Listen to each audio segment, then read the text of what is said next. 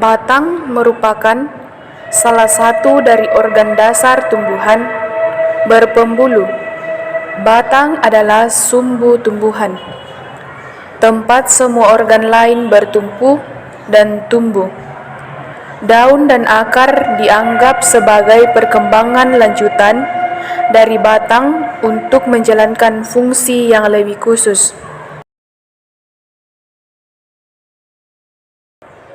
Yang pertama, sebagai tempat pengangkut air dan unsur hara dari akar serta hasil fotosintesis dari daun ke seluruh tubuh tumbuhan.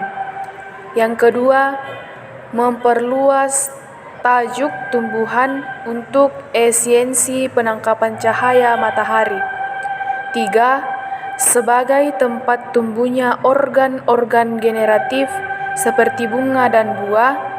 Yang keempat, meningkatkan efisiensi penyerbukan dan membantu pemencaran biji. Yang kelima, pada tumbuhan tertentu dapat berfungsi sebagai tempat penyimpanan atau rimpang cadangan makanan, misalnya berupa umbi. Dan yang terakhir, sebagai alat perkembangan vegetatif.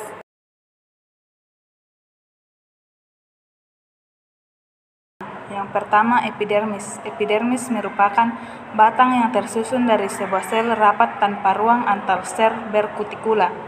Jaringan epidermis atas berbeda dengan epidermis bawah. Permukaan atas daun disebut permukaan adaksial dan permukaan bawah disebut abaksial. Fungsi epidermis sebagai pelindung dari bahaya kekeringan.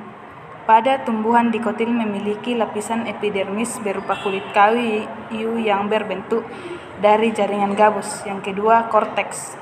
Korteks merupakan yang tersusun dari jaringan parenkim yang berkloroplas. Sel-selnya berdinding tipis dan tersusun tidak beraturan dengan ruang antar sel yang lebar. Daerah di luar korteks yang berbatasan dengan epidermis terdiri atas kolenkim atau serabut korteks. Batang dapat juga berisi sclereida, sel sekretori, dan laticifer. Yang ketiga, stel atau silinder pusat. Stele tersusun atas beberapa jaringan, yaitu bekas pengangkut, empulur, perikambium. Jaringan stele di dalamnya memiliki berkas vaskuler akan menyebar ke seluruh bagian empulur. Yang pertama, batang dikotil. Batang tumbuhan dikotil umumnya bercabang serta memiliki kambium pada perbatasan antara jaringan siklem dan floem. Yang ketiga, batang monokotil. Tumbuhan monokotil umumnya batangnya tidak bercabang, tidak memiliki kambium, serta terus tumbuh meninggi. Batang dikotil dapat dikenal dengan bentuk luarnya, terutama pada tumbuhan dengan batang berkayu. Pada umumnya, batang dikotil bercabang dan tidak berbuah. Adanya kambium pada batang dikotil menyebabkan batang mengalami pertumbuhan besar. Struktur dalam batang dikotil adalah kulit kayu, dan empular. Kulit kayu merupakan struktur terluar batang dikotil. Pada tanaman berkayu terdapat kambium gabus atau flogan yang akan membentuk lapisan gabus sebagai pengganti epidermis. Kayu merupakan struktur yang terletak karena kambium vaskuler dan empular. Kambium vaskular terletak di jaringan xilem dan floem.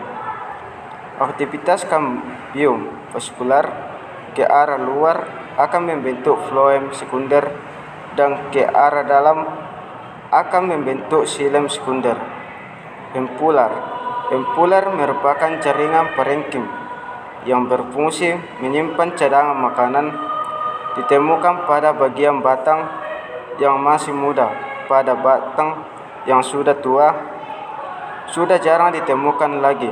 Pada batang dikotil tipe berkas, pengangkutannya adalah kolateral terbuka, yaitu letak xilem dan floem berdampingan.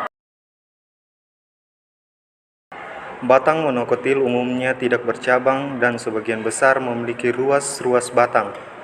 Struktur dalam batang monokotil adalah epidermis jaringan dasar, dan berkas pengangkut. Yang pertama atau bagian A, epidermis. Epidermis merupakan bagian terluar batang yang berfungsi sebagai pelindung. Yang kedua, B, jaringan dasar. Jaringan dasar merupakan jaringan parenkim yang tersusun renggang sehingga terdapat ruang antar sel. Ketiga atau C, berkas pengangkut. Berkas pengangkut terdiri atas xilem dan floem. Pada batang monokotil, tipe berkas pengangkut adalah kolateral tertutup, yaitu xilem dan floem berdampingan, serta di antara keduanya tidak terdapat kambium.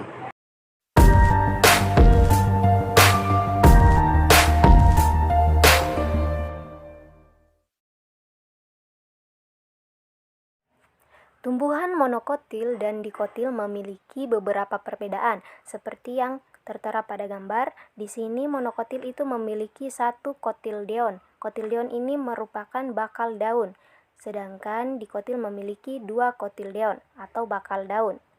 Dan pada bagian akar, monokotil itu menggunakan sistem akar serabut, sedangkan pada dikotil menggunakan sistem akar tunggang.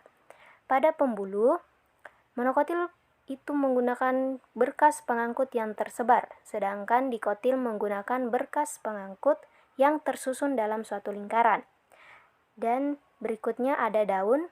Di sini perbedaan daun monokotil dan dikotil yaitu tumbuhan monokotil memiliki tulang daun yang sejajar atau melengkung, sedangkan tumbuhan dikotil memiliki tulang daun yang menyirip atau menjari. Kemudian perbedaan yang terakhir itu terletak pada bagian periasan bunga. Pada monokotil, periasan bunganya itu hanya terdiri dari 3 atau kelipatannya, misalnya 6 atau 9. Dan pada tumbuhan dikotil memiliki periasan bunga yang terdiri dari 2, 4, 5 atau kelipatannya. Misalnya ada yang sampai 10 atau 8.